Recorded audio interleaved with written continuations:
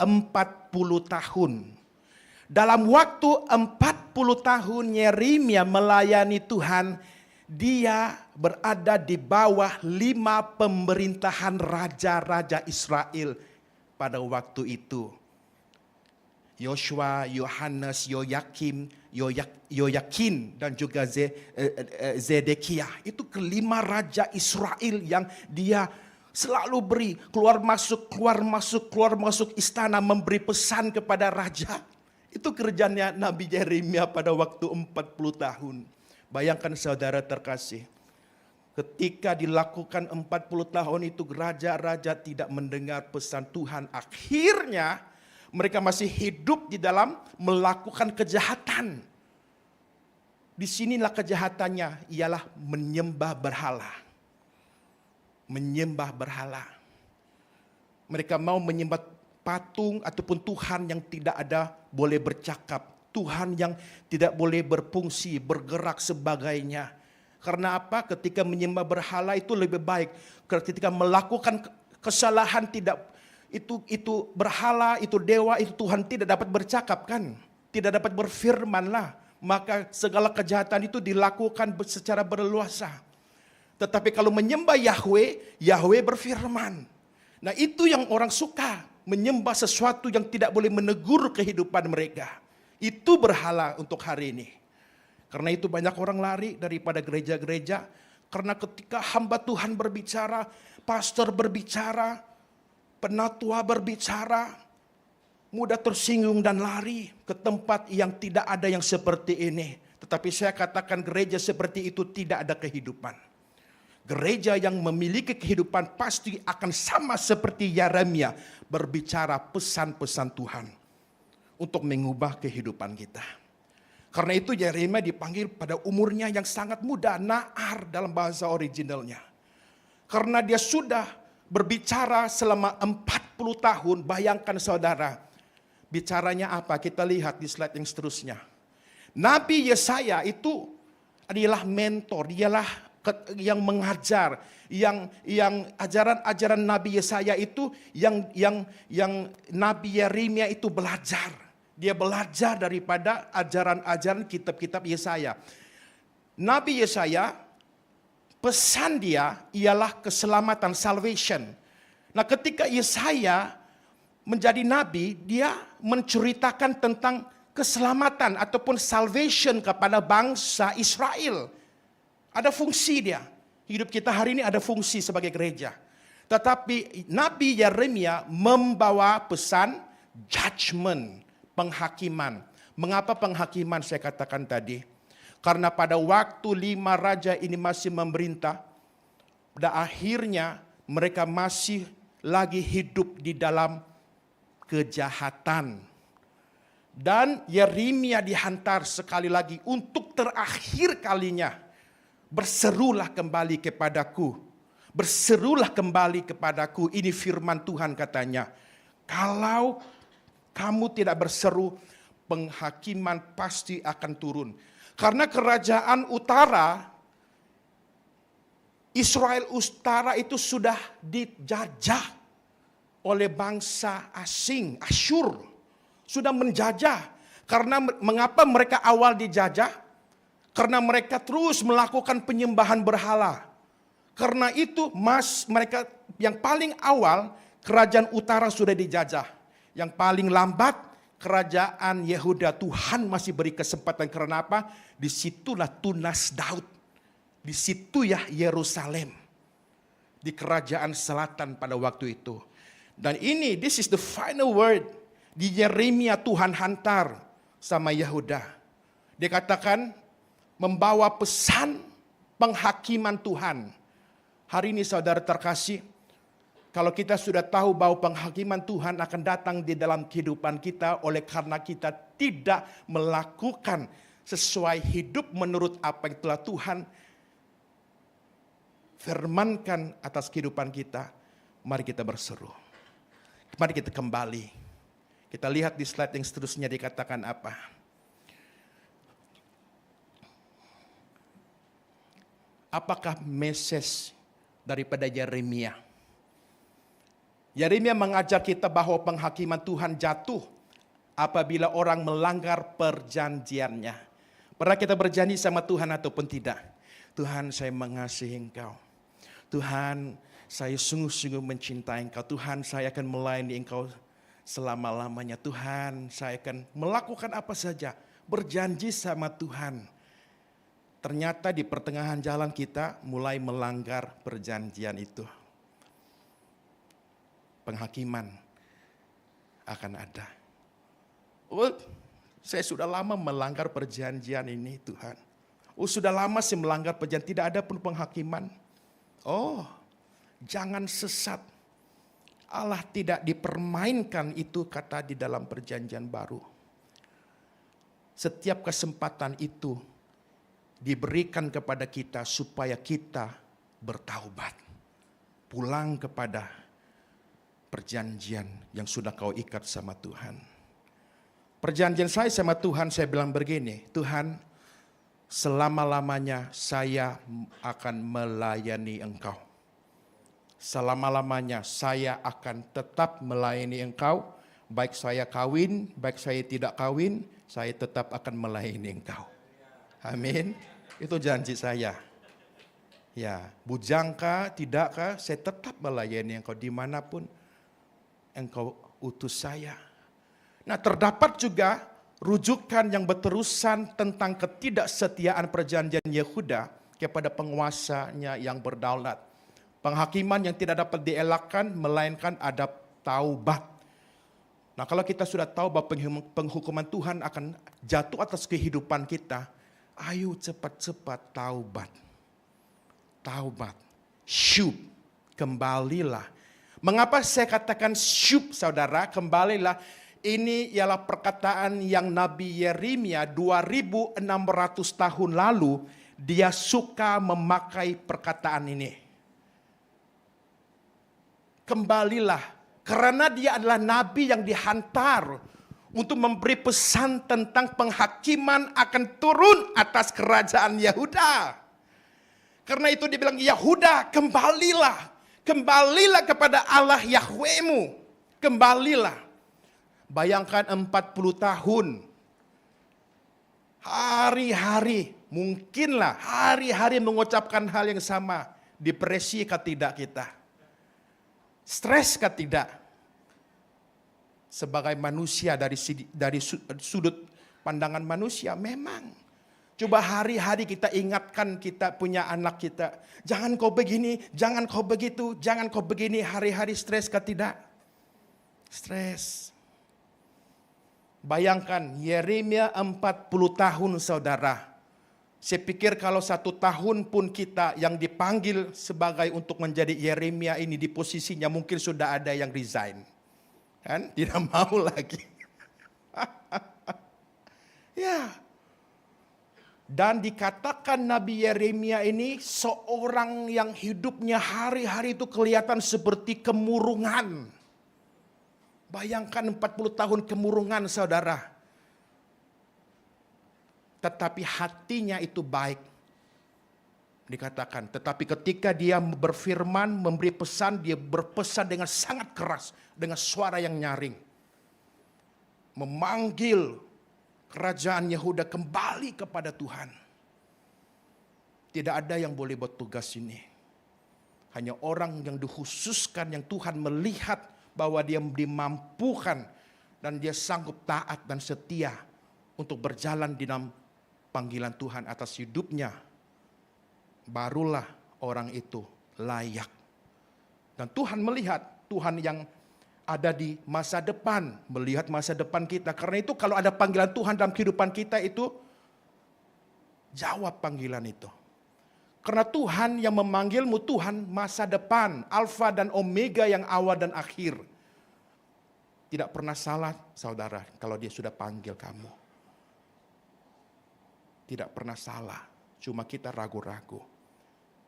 Memanggil Tuhan itu bukan hanya menjadi hamba Tuhan, menjadi pelayannya juga, menjadi penginjil juga, menyebarkan, menjadi saksi di marketplace. Dan banyak lagi panggilan Tuhan yang beraneka jenisnya.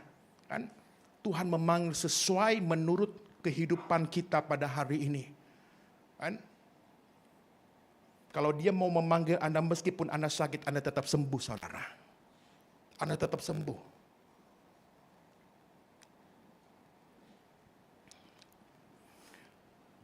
Dan sekali lagi, marilah kita kembali ketika Tuhan memanggil kita. Ketika kita mendengar suara itu di dalam hati nurani kita. Karena apa? Karena kalau sudah ada taubat dalam hidup kita, pertaubatan, Allah itu maha kaya dengan belas kasihan. Ya, kaya dengan belas kasihan. Dia tidak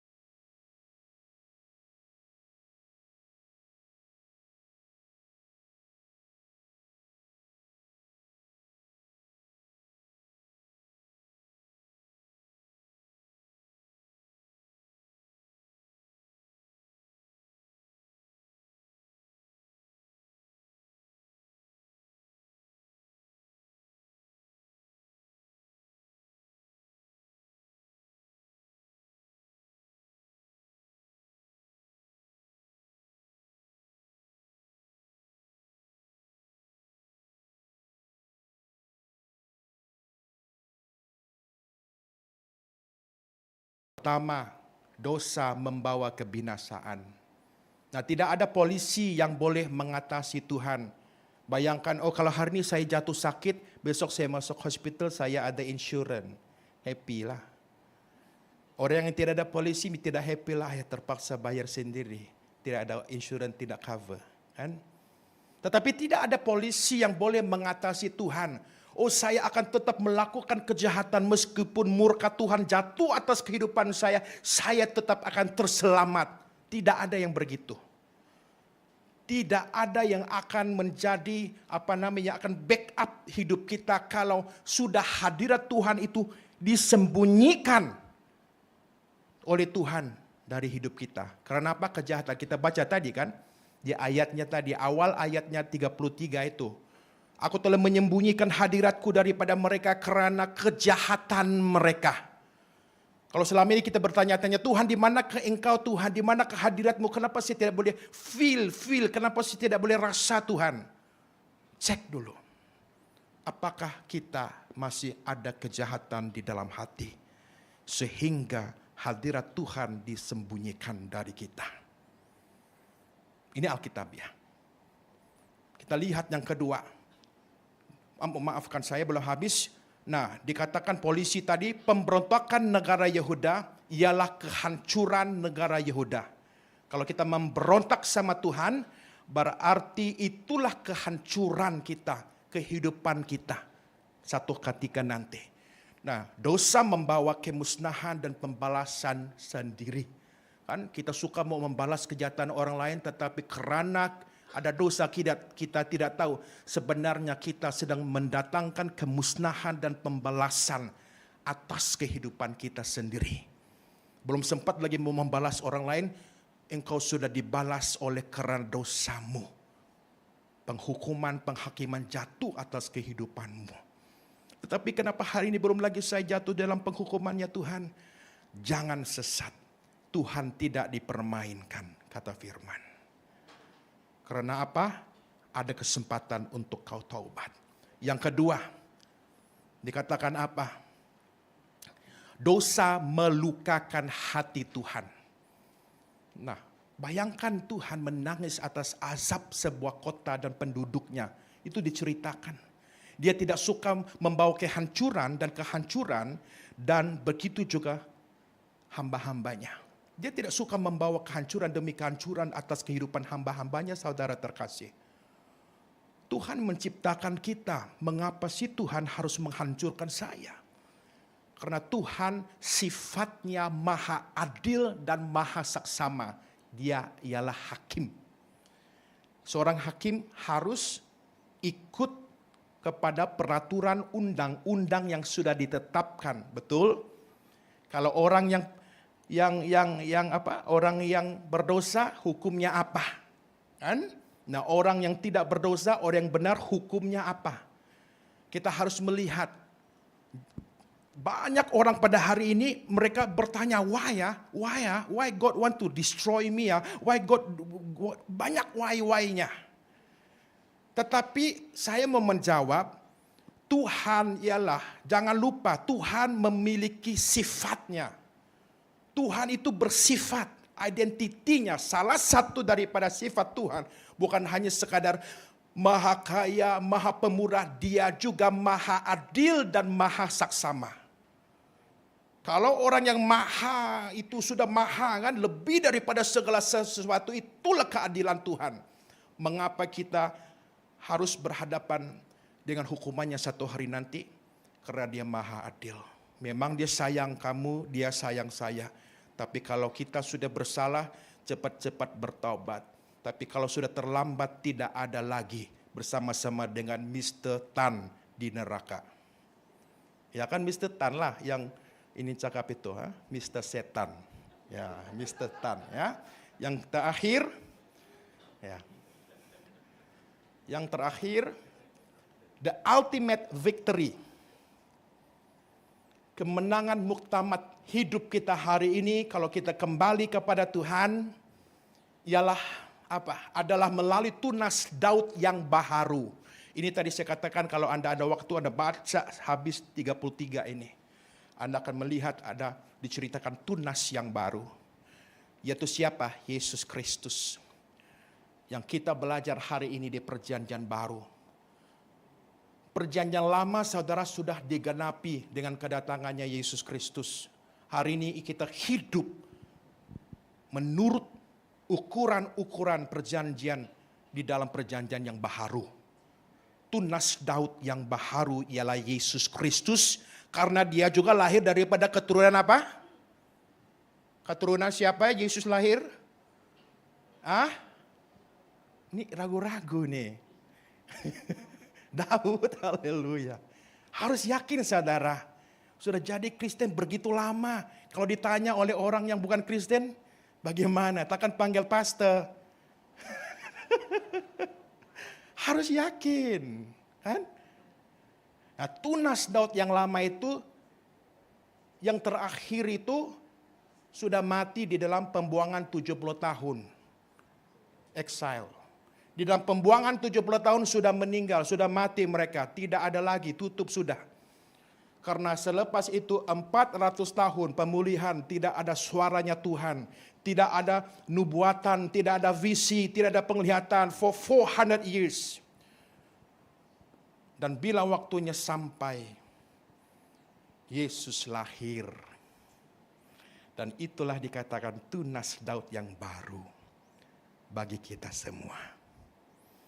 Hari ini kita diselamatkan oleh karena anugerah Tuhan. Mengapa saya menangis setiap kali kalau makan perjamuan suci, bukan karena masin, bukan karena manis. Kan? Karena saya mengingatkan Yesus yang menderita itu di atas kayu salib. Jangan menangis karena dosa kita. Kan ada orang menangis, kenapa saya berdosa? Jangan menangis karena dosa kita. Menangislah karena Yesus itu mati menderita sengsara di atas kayu salib. Menangislah karena Tuhan Yesus sudah mati bagi kita di atas kayu salib. Haleluya. Mari kita